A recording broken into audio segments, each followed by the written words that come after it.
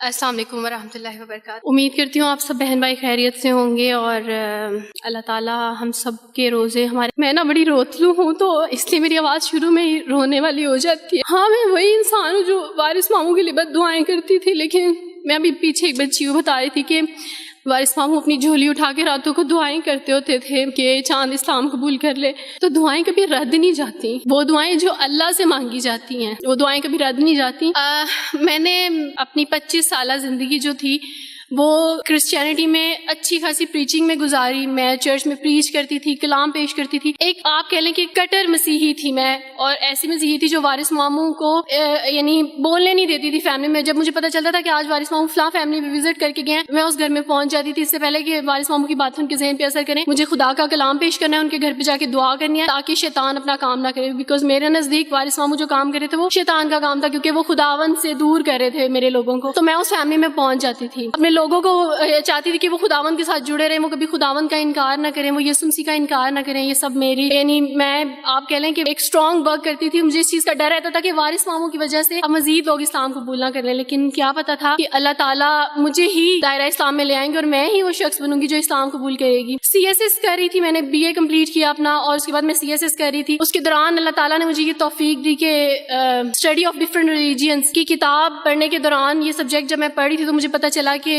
اسلام ہی خوبصورت مذہب ہے۔ اچھا، آپ یقین جانیں وارث ماموں رمضان میں قرآن پاک ڈسٹریبیوٹ کرتے تھے اور راشن دیتے تھے، تو میرے بھائی کے ایک جہاں ڈیوٹی کرتے ہیں وہاں ایک انکل تھے، گارڈ تھے، ان کے لیے قرآن پاک لے کے ان سے رکھا ہوا تھا اور راشن بھی لے کے رکھا ہوا تھا، اور میں اس قرآن پاک کو نا چھپا کے اپنی سیف میں رکھتی تھی اور ڈرتی تھی کہ کسی دن میں اس کو کھول نہ لوں۔ اکثر ایک دو دفعہ پکڑا، کھول کے دیکھوں تو صحیح، کوئی نہ کوئی غلطی تو ہوگی نا اس قرآن میں بھی، یہ تو بڑی باتیں کرتے ہیں بائبل کے بارے میں، کچھ نہ کچھ تو ہوگا۔ لیکن اب یقین جانے ایک ڈر تھا کہ جس دن میں اس قرآن کو پڑھا میں اس قرآن کو اپنا دل دے بیٹھوں گی، اور وہی ہوا کہ جب میں نے قرآن پڑھا تو میں اس پر ایمان لائے بغیر نہیں رہ سکی۔ ایک رات وارث ماموں کو کال کی اور ان سے کہا کہ 2 بجے کا لگ بھگ ٹائم تھا، اور ان سے کہا کہ وارث ماموں مجھے آپ سے ضروری بات کرنی ہے۔ تو انہوں نے کہا کہ کیا بات ہے بیٹی، کوئی زندگی موت کی بات ہے؟ تو میں نے کہا کہ ایسا ہی سمجھ لیں، میں رو رہی تھی۔ تو انہوں نے کہا کہ سب خیریت ہے، تو میں نے ان سے کہا کہ بس بغیر کچھ کہے آپ مجھے کلمہ پڑھا دیں وارث ماموں۔ اور وارث ماموں اور میں بالکل خاموش تھے، یعنی وارث ماموں کہتے ہیں کہ اس وقت مجھے لگا کہ جیسے میرا دل پھٹ جائے گا، مجھے یقین نہیں آ رہا تھا اپنے کانوں پہ کہ وہ جو سب سے بڑی رکاوٹ تھی وہ مجھے خود کہہ رہی ہے کہ مجھے کلمہ پڑھا دیں۔ اور میں نے ان سے 5 منٹ کا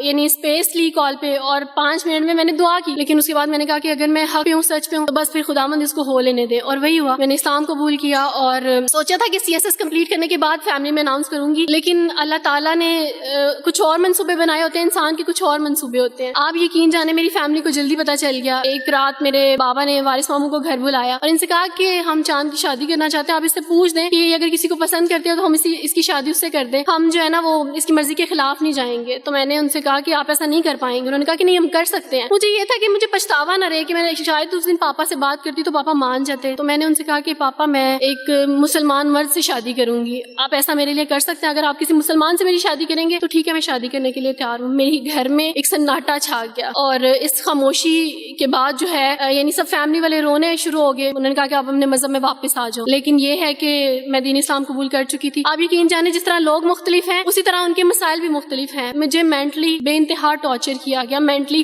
مجھے یعنی اس چیز کا احساس دلوایا گیا کہ ماما پاپا روتے ہیں۔ میرے پاپا نے آپ یقین جانے خود کو پھانسی لگانے کی کوشش کی میری آنکھوں کے سامنے، میری ماما نے خود پہ پیٹرول ڈال دیا اور خود کو جلانے کی کوشش کی میری آنکھوں کے سامنے، اور میں اپنے روم میں بیٹھی یہ کہتی تھی کہ اللہ اگر میں حق پہ ہوں نا تو میری فیملی کو کچھ نہیں ہونا چاہیے۔ پھر بہرحال مجھے میری فیملی سے نکال دیا گیا، یہ اس ڈر سے کہ میری وجہ سے دوسرے بہن بھائی بھی اس راہ پہ نہ چلے جائیں، اور وارث ماموں کو بلا کے مجھے گھر بھیج دیا گیا، ان کے گھر بھیج دیا گیا۔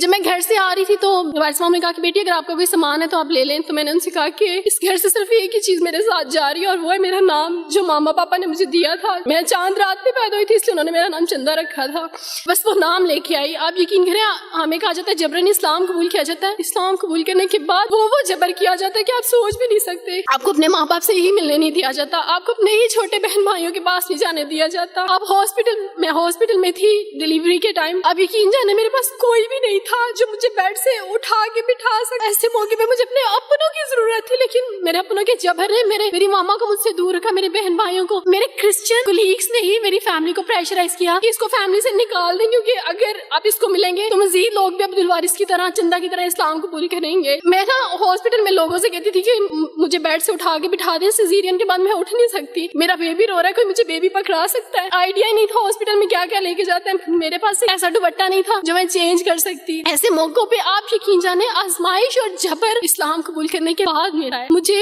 آپ سب سے توقع ہے, آپ سب اسلامک اداروں سے توقع ہے کہ اب آپ ہمارے لیے اسٹیپ لیں. انہوں نے تو ہمیں چھوڑ دیا, انہوں نے جو ہمارے ساتھ جبر کیا, جبر کے بدلے آپ ہمارے ساتھ نیکی کریں. اب آپ کیا اسٹیپ لیتے ہیں نیو مسلمس کے لیے جن پر یہ الزام لگایا جاتا ہے کہ ان پہ جبر کیا جا رہا ہے؟ ہم پہ جبر نہیں, ہم پہ جبر اسلام قبول کروانے والوں نے نہیں کیا, بلکہ جن کے گھروں سے ہم آئے تھے اسلام قبول کرنے کے بعد جبر تو ان کی طرف سے تھا.